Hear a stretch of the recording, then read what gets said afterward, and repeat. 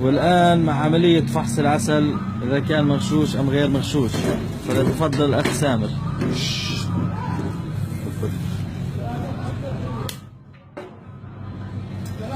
الآن سنكتشف إذا كان العسل مغشوش أم غير مغشوش.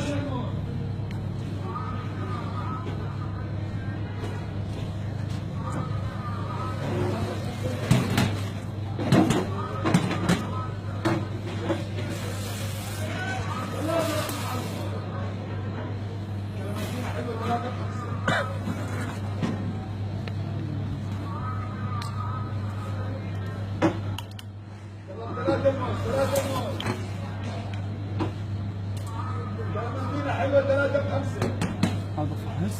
والله اذا واحد جاب لي كيلو عسل ثلاثة فاصلة صار نصه، بس طعمه وانت بتاكل العسل طعمه كانه حامض. طلع عم شو بصير فيه. مختار بس انه مغشوش. حامض طعمه.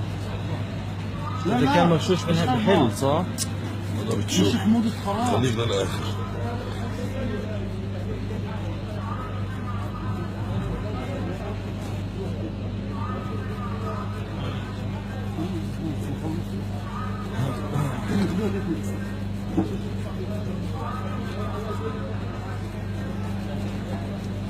مغشوش ولا لا؟ استنى هلا بنعرف له.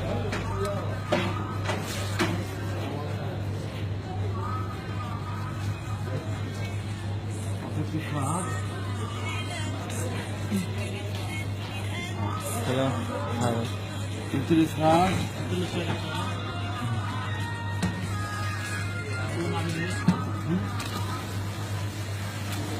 لازم يصير الساعة مظبوط كلامي ها.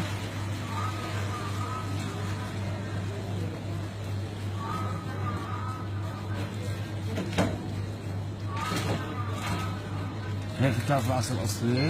لا والله. نزل على الفيسبوك. انو فيستوك هذا.